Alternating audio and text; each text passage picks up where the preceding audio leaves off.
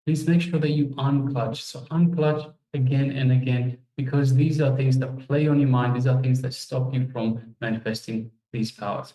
So anything that where you're thinking that it's impossible or it's hard, or anything where you're thinking you have some self-doubt, I don't think I can do this, anything like that, anything that where you're judging in terms of the power manifestation itself.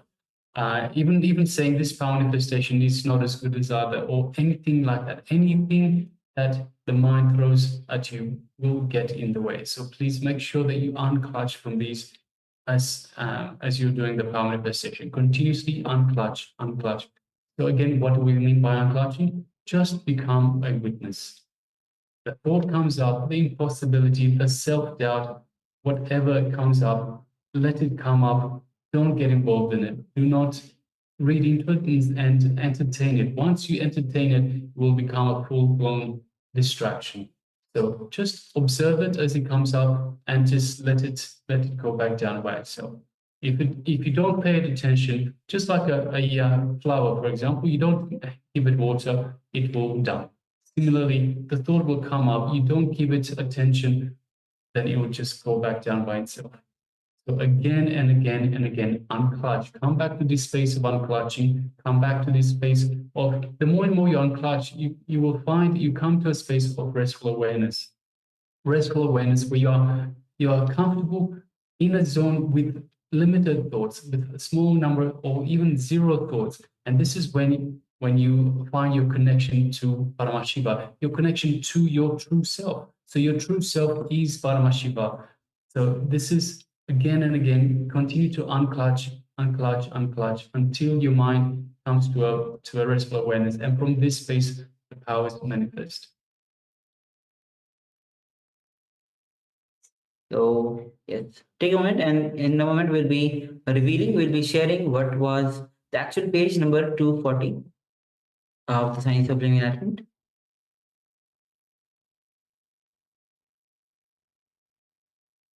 All right. So we'll be projecting the page number 240 of the Science of Living Enlightenment.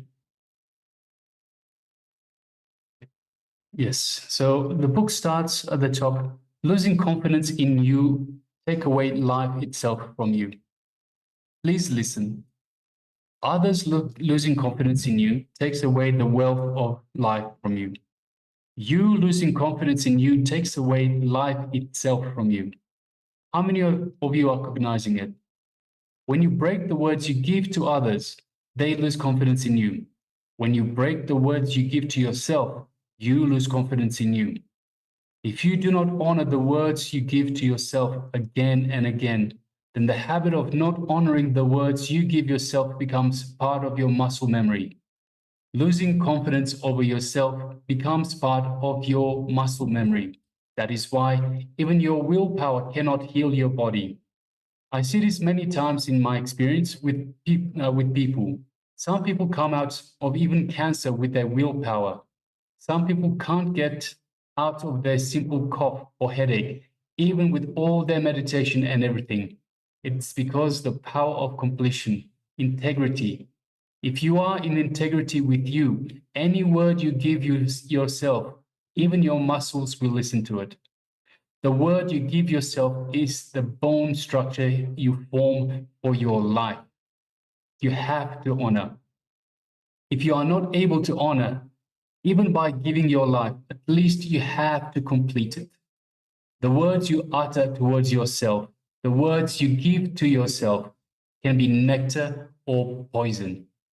The words you constantly repeat to yourself, the words you constantly tell yourself, have to be enriching you, inspiring you, exciting you, and enlightening you. The words you give to you are ahara, what you consume to create life in you. The first principle of life is integrity. When you start thinking and speaking with integrity, the ultimate possible inner cleaning happens. Yes, so powerful, powerful words from the Supreme Pontiff of Hinduism on integrity.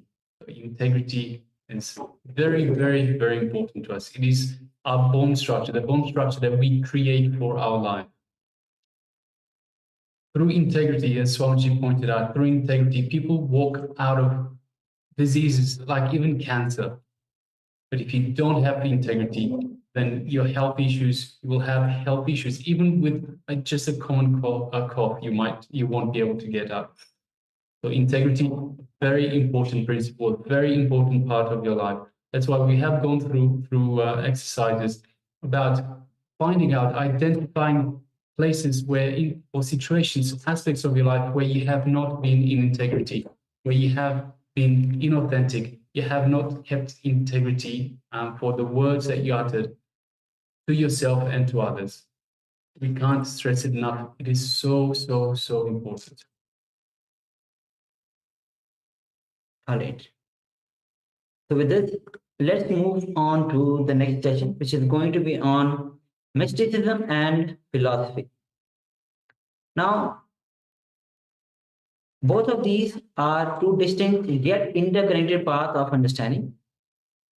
Philosophy is rooted in intellectual analysis, logic, and verbalization of experiences. On the other hand, mysticism transcends all intellectual understanding.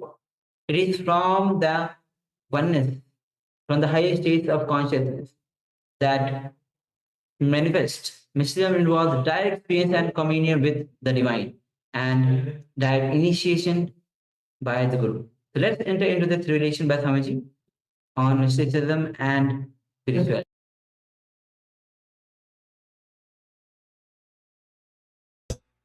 We have a general concept. Mysticism means it is only East. Philosophy means only it is West. It's not true. There are many enlightened persons, great mystics who are born in the West. There are many philosophers, dry intellectuals who are born in the East. So both have contributed for mysticism and the philosophy. So we will reduce the title to mysticism and philosophy.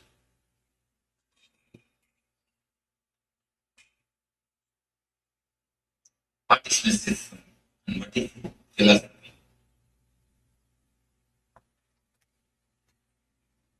Philosophy is intellectual, the knowledge, the informations, verbalization of experiences, memories of the past, assumptions about the future. These are all philosophy. It is more based on logic, in the information, analyzing them, coming to conclusion.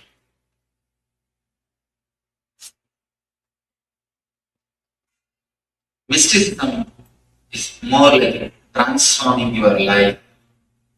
It is the alchemy which happens in your being. The word alchemy you need to understand.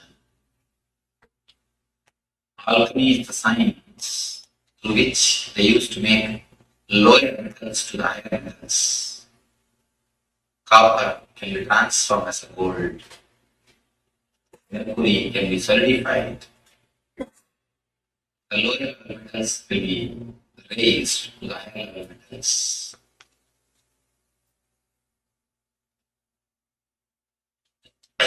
Alchemy is the process which makes metals pure.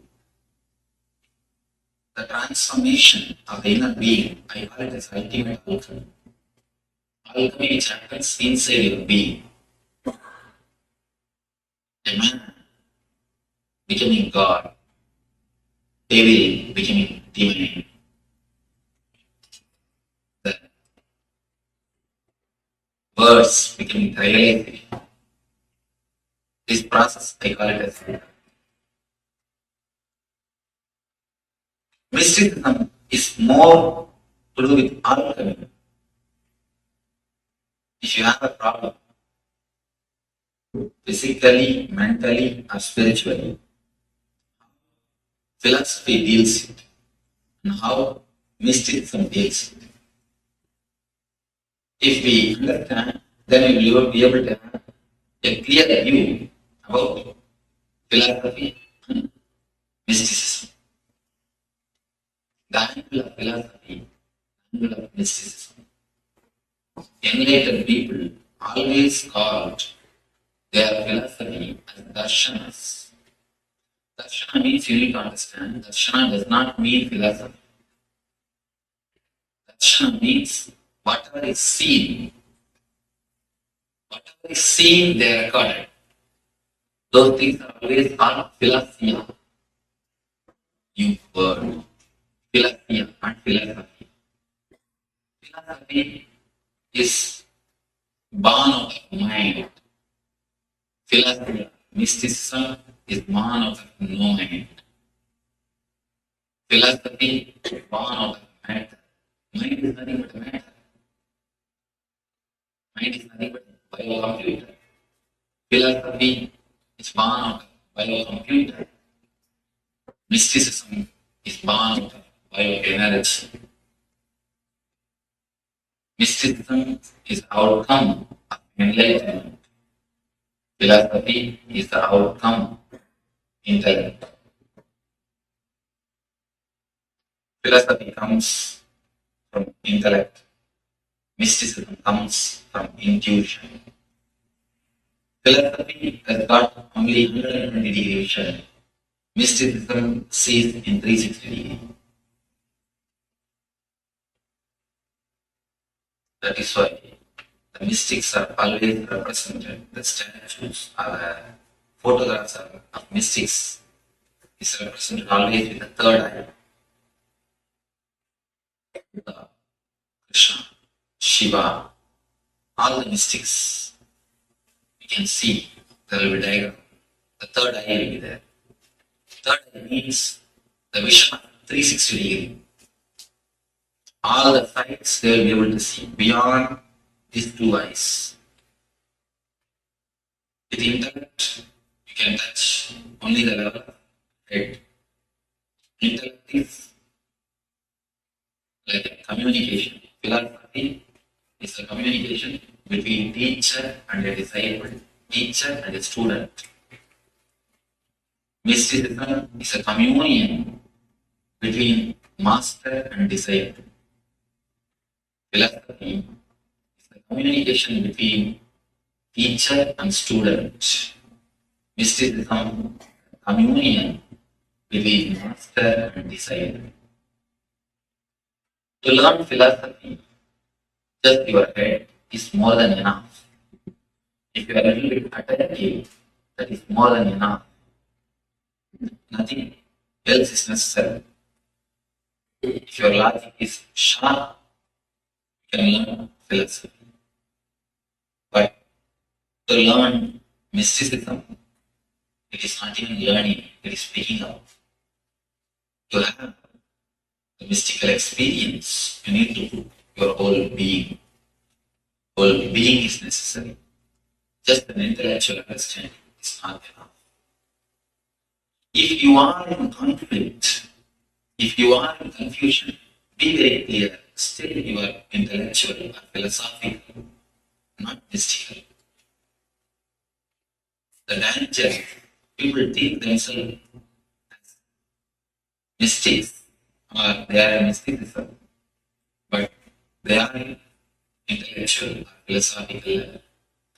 As long as you have confusion, as long as you are in conflict, be very sure you are only philosophical. Once I spoke on the different meditation techniques for intellectual people and emotional people. Somebody asked me, Swamiji, how can I find out whether I am intellectual or emotional? I told him, the very question shows you are intellectual. The very knowledge shows you are intellectual, because only intellectual people get the doubts. Emotional people will never have any doubt. They are very clear from the first day one.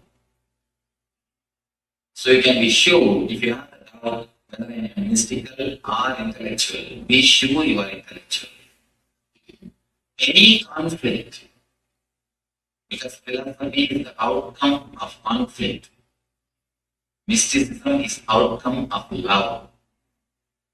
Philosophy cuts and analyzes.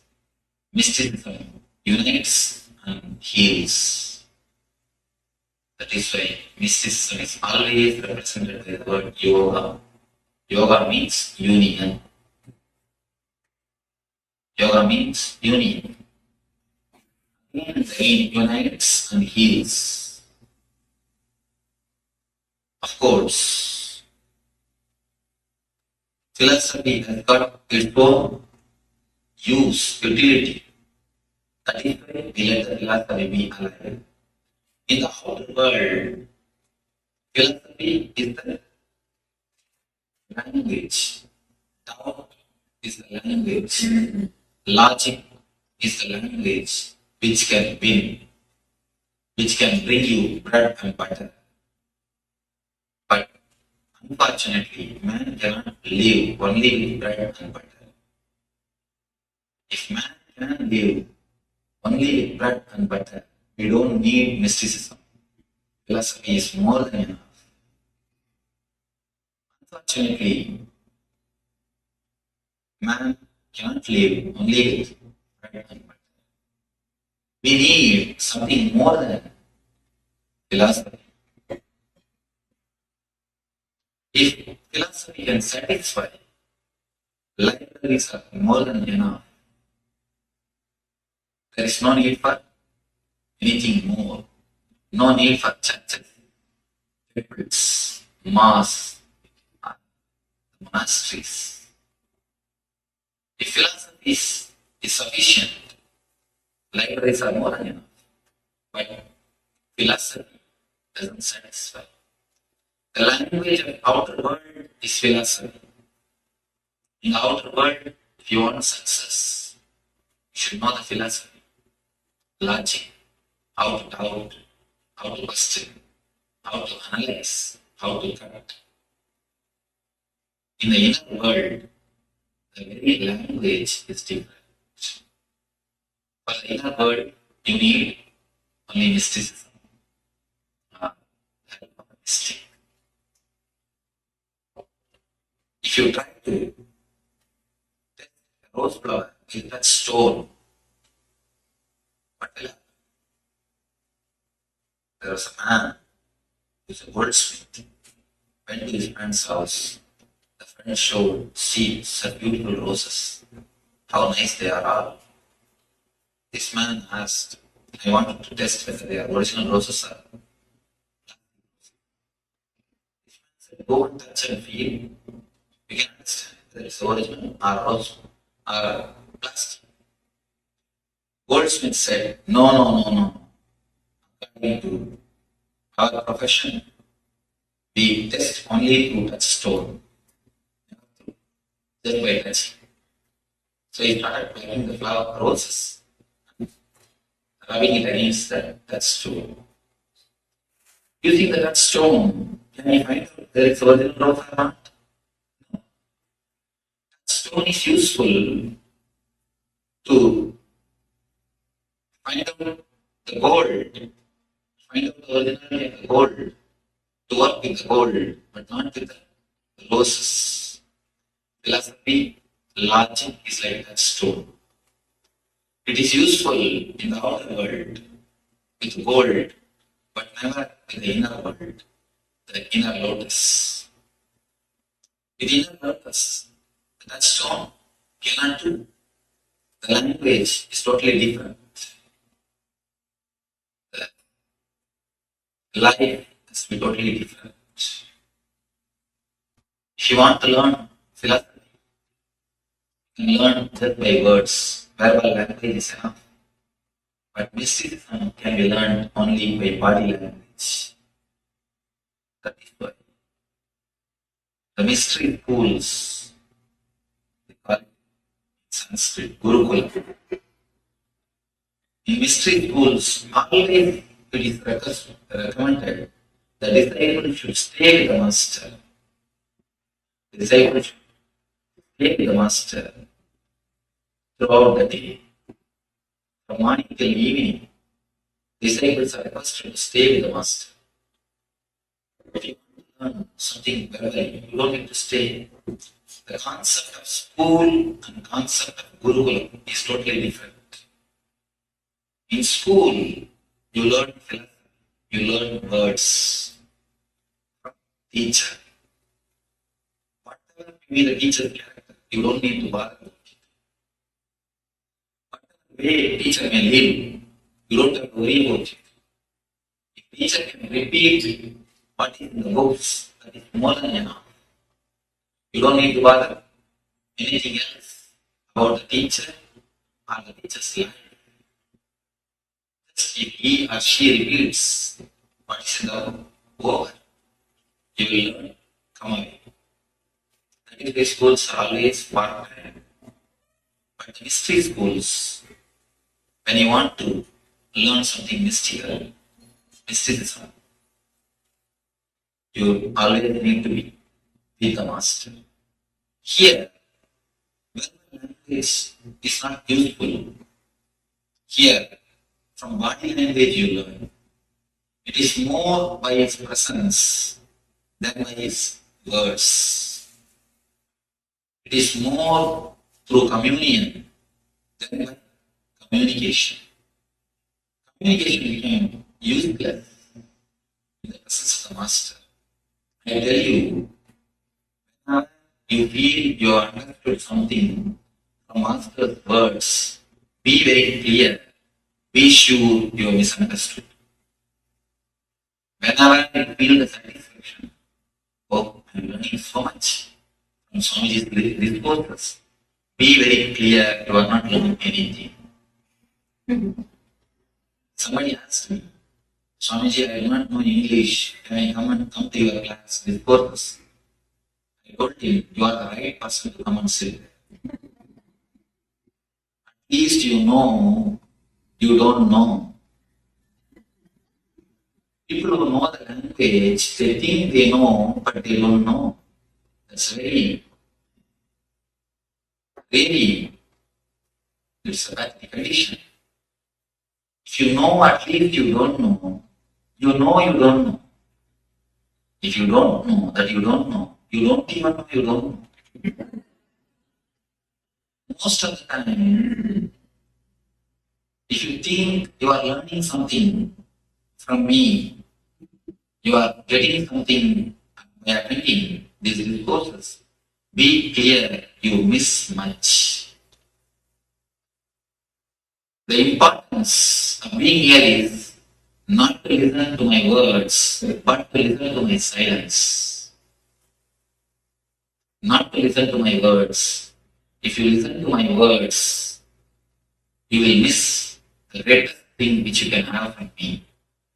If you have the communication, you will miss the communion. You may ask them why I am speaking. If I don't speak, you will start speaking within yourself. That is the reason I continue to speak. But if you observe, you can see many times I am giving unnecessary gaps. For no reason, there will be gaps. Those gaps are just to create vacuum inside your mind. Your mind will just waiting. What is the next word? What is the next word? You just unnecessary gap. If you listen my tapes, you can understand. There will be many places unnecessarily vacuum, empty. People may think Swami is searching for words. A real orator will not give gap. The rules of orator. A good orator will not give you gap. But I am not here to orate something or teach you something. I am here to give you something. Teaching is different. Giving is something. Giving is different. If you know how to be aware of the gaps, You will have my presence. I am here, or you are here, only to have the presence, not to have communication. If I don't speak, your mind will start speaking to yourself. That's the only reason I speak. So that if I speak, at least your mind will relax. You will stop speaking. If you really stop speaking and start listening, you will start, not only you will start listening, you will see something more will be happening in you. It is the presence of the master that is important.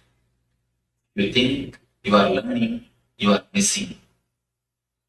If you understand, there is nothing to be learned, there is nothing to be known. If you attend 2-3 success, then you will understand. I am speaking the same thing. I am telling the same thing in different words. I am changing the words. Just I am changing the flow, core code, not even flow, core code. Today one color code, tomorrow different color code, tomorrow different color code. But the main message is the same. Of course, main message can never change. The same thing I'm speaking. Why I'm speaking every day? So that I can make you silent. My speaking is more or less like a technique. It is not philosophy. It is not talking. It is not teaching. Actually, I don't want to teach you anything. If we can do something to forget whatever you learned, that is the best thing. Because in the process of learning, we have lost much. If you understand this one thing, it will be nice. Till the age of 7, children think by visualization, not by verbalization. You need to understand that visualization and verbalization. Till the age of 7, when you say something, children immediately see the things. They just visualize. Then they process. But once you put them into the school, the visualization is reduced to verbalization. Visualization is just kill, destroy to verbalization. The intuition is reduced to intellect. There was a great mathematician from India. If you have heard of his name, I don't know, Paramashivoham. A great mathematician. In his time, nobody else could even come near him. Ordinarily, other serial mathematicians, if they take half an hour for one problem, this man, this Ramanujan, will give a solution step by second. That's the solution. Simple solution is there. But the poor man doesn't know how he arrived at a solution. People used to ask him, please give me the way. He says, no, I do not know. Because I think in visualization. Just I see the problem. Next vision is solution. Over. The thinking is more like intuitive, not intellectual. He just sees the problem. The next slide, the solution is there. Every kid, not only Ramanujan, everybody, when we came to this earth, we had the capacity of visualization. That is why the eyes of the kids are so alive, so vibrant. If you look at the eyes of the kids, that's a great meditation. Below the age of 7, if you just look at their eyes, that's a great meditation. That is why they say eyes are the index of the mind. Not only index of the mind, index of the being. Whatever is inside will be shown by the eyes. We never look into each other's eyes. Why? Even if somebody looks into your eyes, few seconds, you just turn it. Because you are afraid you may find out what is inside. In the mouth, you show a smile. But inside, you think, let me take care of you later. Not now. Especially when somebody dies, when you go there to inquire, you can only see people of line of violence or angels inside. In their mouth, they will be telling, oh, he has gone, it's too bad. I feel sorry for you. Inside, oh, he has gone, good, let him go. I was thinking how much he was troubling us. It's good that he has gone. You think one thing, you can speak one thing. In words, you can cheat. In words, we can play. We can think one thing, we can say another thing. But in eyes, you cannot play. In visualization, you cannot play. You can play in visualization. Your eyes will show who you are. Your eyes will clearly express what you think. That is why we never let anybody to see our eyes. If somebody looks into your eye deeply, you just turn your eyes. You can find out whether the guy speaks truth or not by looking at his eyes. If he is courageous, then he will again look at he will just gaze your eyes. If he doesn't have enough courage, you can always see he will turn his eyes. With kids, they just visualize. They don't verbalize. But when you put them in the school, then whole visualization capacity becomes verbalization. They are taught how to read, how to write by force. At least till the age of 7, kids should not be in school. Till the age of 7, they should be allowed to learn with the nature. They have their own inbuilt mechanism to learn.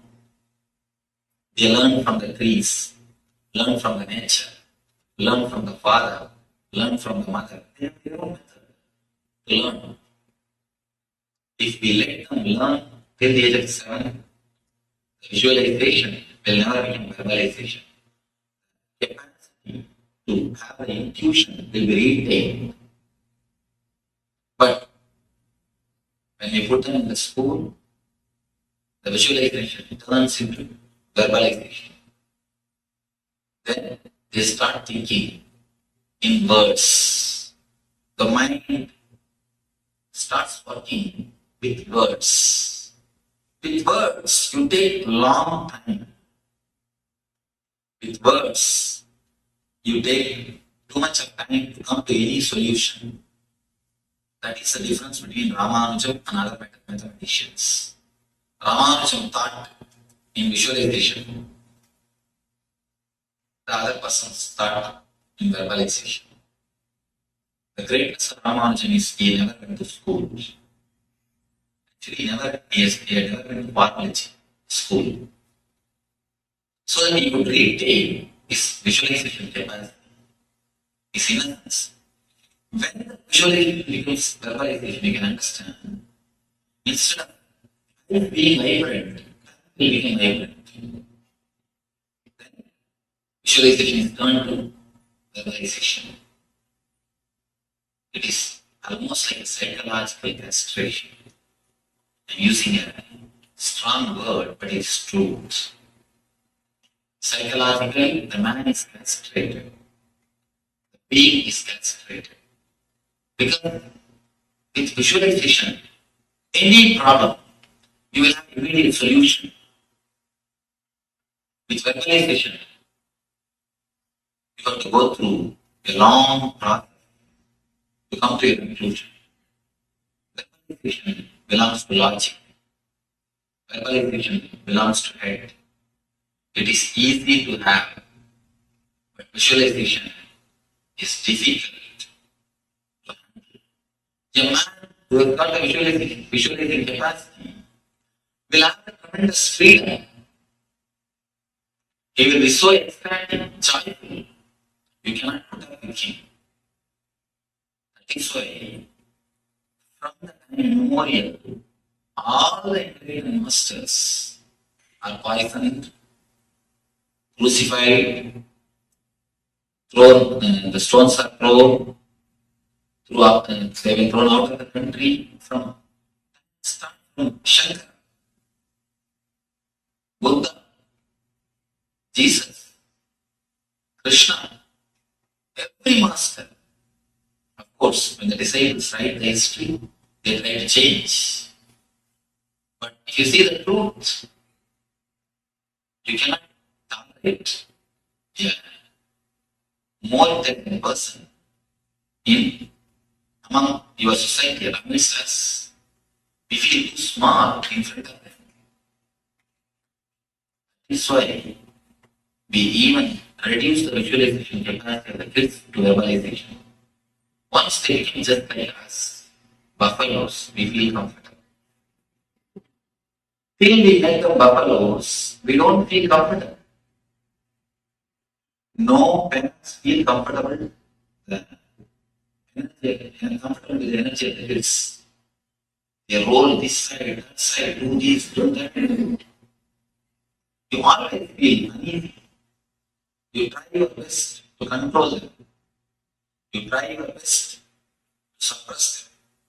Once you make them silent, dull, dead, just like you, then you feel, now you are your son or your daughter. Visualization is reduced to verbalization. Philosophy is always oriented on verbalization. Mysticism is always oriented on visualization. That is why for meditation you need visualization. For philosophy you need verbalization. How philosophy deals your 3 layers of problems. How mysticism deals your 3 layers of problems. Physical illness. All the medicine system, healing system, born out of philosophy, treats the symptom. If you have problem in the lungs, only the lungs are attended. Only that portion is attended by some chemical or by some operation or by some injection. That portion is attended. But we forget to understand by giving medicine only to that portion. If you have a headache, you are giving medicine. What happens? Headache becomes stomach pain. Then immediately some more medicine, that becomes knee pain. Then give some more medicine, that becomes psychological depression. When you attend only the symptom or partly, because according to logic, if you attend that portion, it is more than enough. According to philosophy, if you attend that portion, that's more than enough. Because philosophy continuously cuts into pieces and analyzes. So all the system born out of intellect and philosophy touches only the symptom or that portion. We forget body and mind is one system. The healing system, which are given birth by philosophy, by intellect, says body is a biomechanism. But the healing systems, which are given birth by the mystics, always say body is the covering of the sheath of the soul or energy. These 2 concepts need to be understood. When you say body is a biomechanism, you can handle the body just like a machine. If one part of the machine is disturbed, you remove that portion, replace it with the same part, that's enough. In a machine, if one screw is gone, we just replace that screw, that's enough. With machine, it's perfectly alright. When you say body is a biomechanism, biomachine, you use the same attitude, you handle the body also in the same mind, in the same way. But unfortunately, body is not a biomechanism. Body is something more. According to the philosophical healing systems, logical healing systems, body is separate, mind is separate. Unfortunately, again, that is wrong. That's why whenever you treat the symptom or only that portion, disease is only transferred or postponed, never cured. Whenever you take medication for symptom or only the particular disease, you can be sure the headache you will see the headache will disappear. But either today or tomorrow it is going to come as a strong pain. The time which is taken for the headache to become strong pain, that period only you call it as a period of health. That's all. That gap, you think that's a healthy time. Either today or tomorrow, the process is going to happen. One more thing, a simple thing. Body continuously is circulated or flooded with the same energy. You cannot say, if you have a problem in the lungs, only lungs has got separate energy and whole other body has got separate energy. No. Even in the physical level, physical plane, you cannot say here separate blood is flowing and there everywhere else separate some other blood is flowing. No. So the medicine healing symptoms which are born of intellect and the logic and the philosophy cuts and analyzes, treats only the symptom or that portion. The healing system which are born out of mysticism, especially Ayurveda and meditation healing, they go to the root of the disease. They say there is no different names for disease. No different names for disease. Only two things, either disease or health, that's all. People come and ask me, Swamiji, what are the disease you can heal? I tell them, what do I know? I do not know anything about anatomy. I can heal the disease which you can name and diseases which you can't name. That's all. That much only I can say. Because according to me, according to meditation healing, only two things. Low energy, high energy. Disease, health, that's all. The root is only one thing, either low energy or high energy. We do not look at the man. The mystics do not look at the man as the biomechanism. They look at him as something more than biomechanism. It is the root which needs to be healed. It is the being which needs to be healed, not the part or the symptom. If you try to cut the trees to destroy it, if you try to cut the branches and leaves to destroy a tree, can you successful? If you try to cut only the leaves and the branches to kill a tree, you can never be successful. Now they say if you prune a tree, it grows much better way, much more quick way. So by treating the symptom, by treating the outer layer, you will not be touching the disease. In the language of the mystics, they touch the root. Go to the very root of the disease.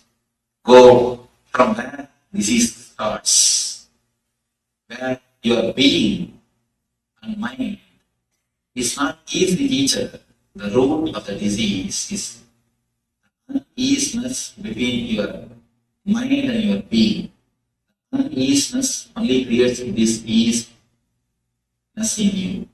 The diseaseness only becomes disease.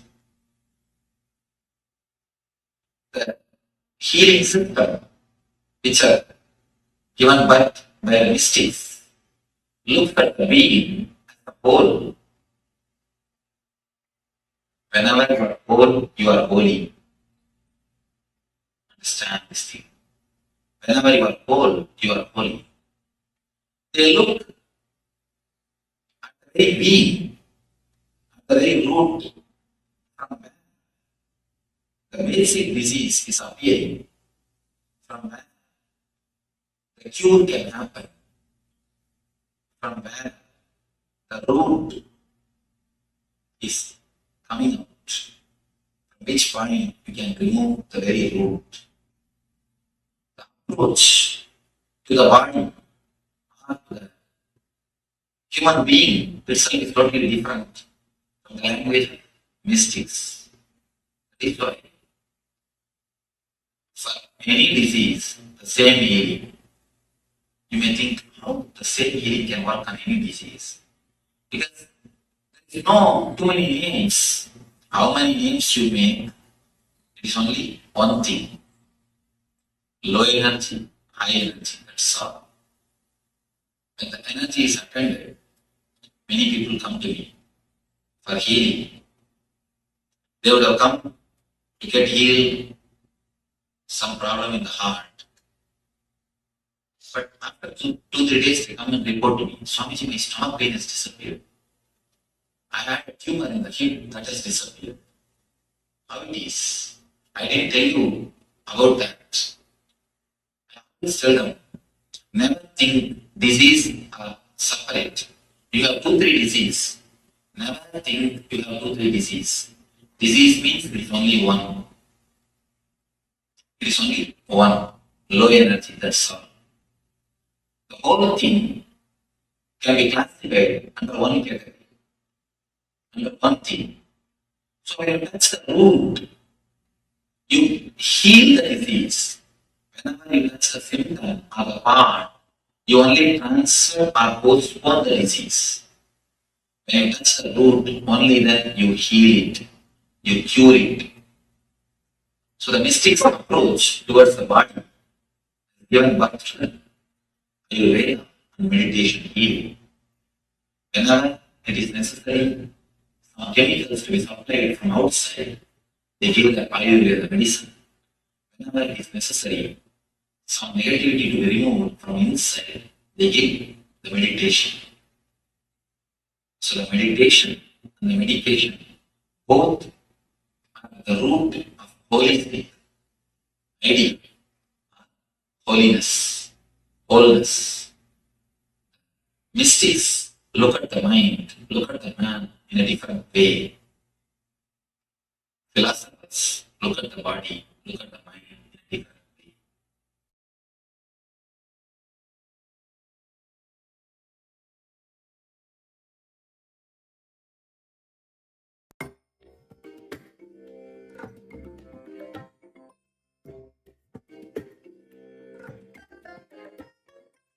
I bless you all.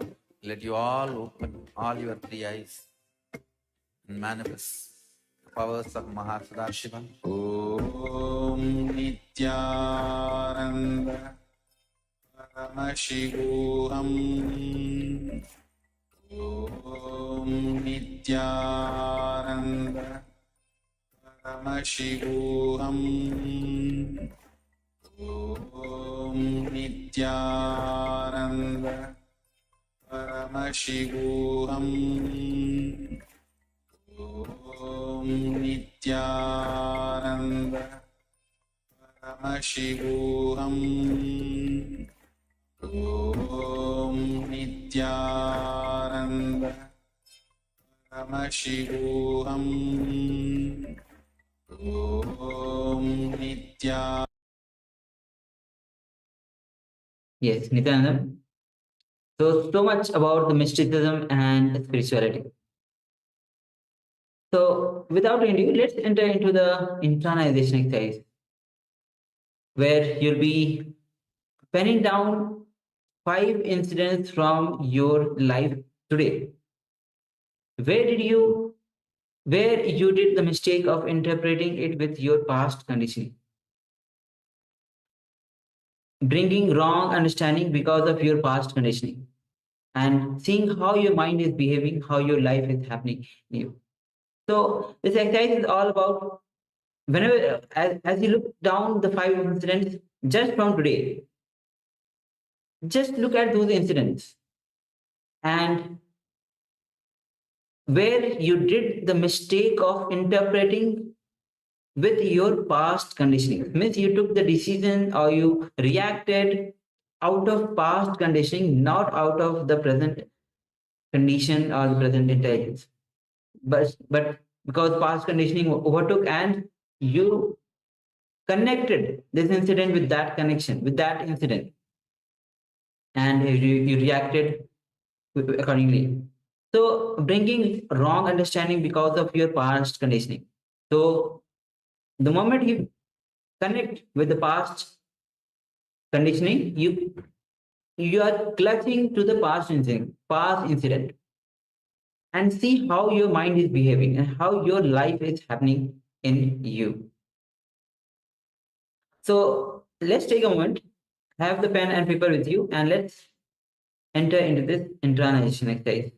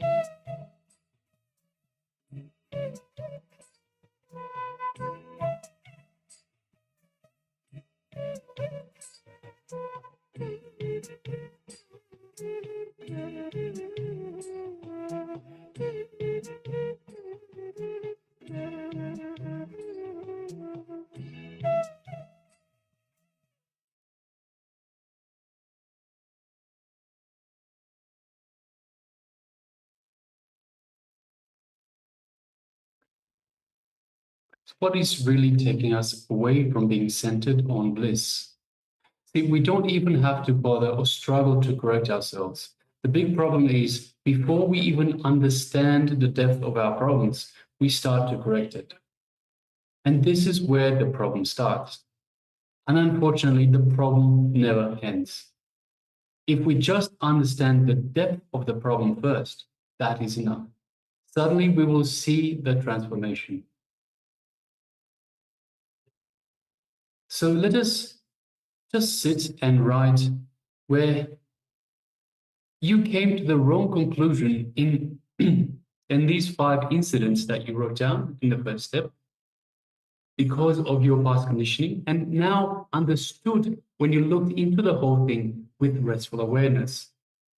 So once again, let us sit and write where you came to the wrong conclusion in these 5 incidents. So where you came to the wrong conclusion in these 5 incidents of your past, because of your past conditioning. And now, when you look at it with new eyes, with new intelligence, you understood when you looked into it with restful awareness. So this is wrong knowledge. So this is understanding that you have the wrong knowledge. So let us sit and write this. So let's do this exercise now.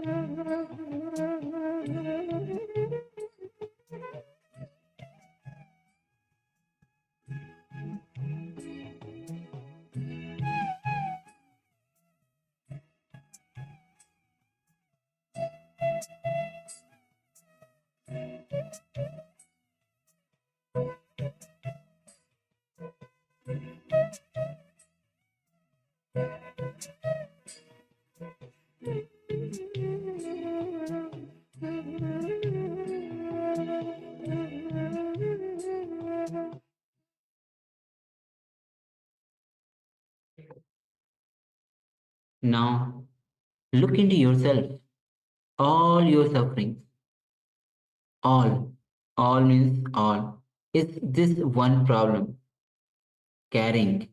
Interpreting based on the past conditioning leads to the misconception or wrong understanding. Wrong understanding means wrong decisions, suffering. You can see in your life, you don't wait till the situation comes in front of you. You take your own decisions, your own idea.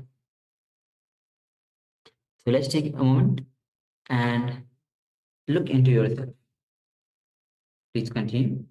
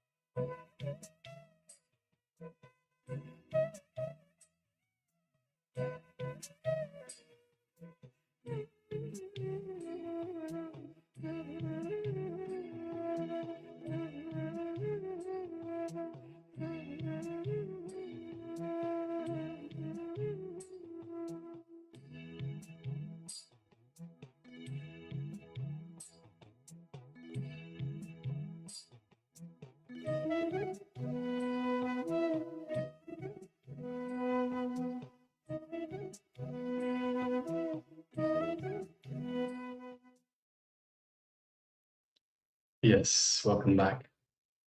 So let us now move into the next segment of our program for today, which is once again power manifestation.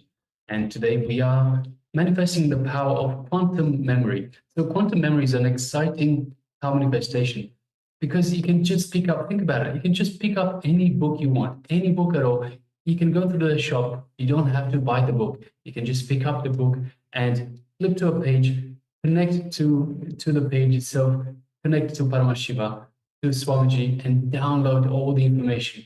Download the information from the book itself. So you don't actually have to buy the book. You can just walk into the shop and have a look at the books that you want to read, that you want to know about, the information, the topics that you want to know about, and just pick up the book, open it randomly, just look at it, and have all the information at your fingertips. Then just close it, move to the next one, open the next one, and do it again and again and again.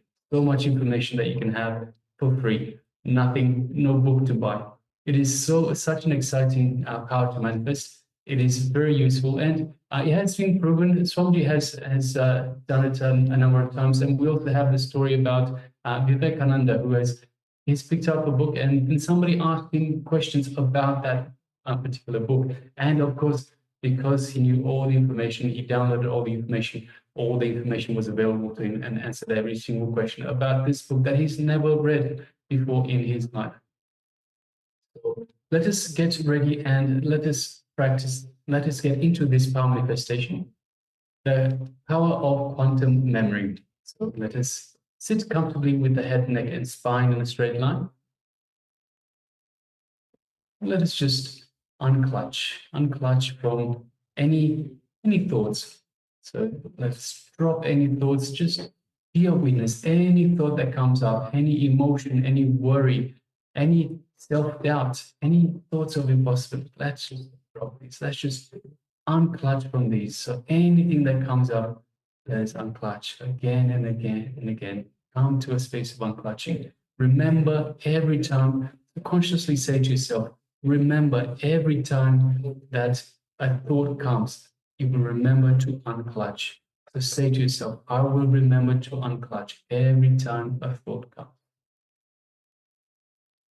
Every time, again and again and again, let it come back to the space of unclutching. And from this space of unclutching, let it start now. From this space of unclutching, we will be connecting to Swamiji. We will be in the space of oneness with Swamiji. So first of all, we'll display the page for you. We'll display it just for a couple of seconds, maybe 3 seconds. It's important. It's important that you don't try to read it, and you will just be connecting to it. You will just be looking at it as a piece of information, any information. You will look at it, but you won't read it. So just gaze like you'd be gazing through it.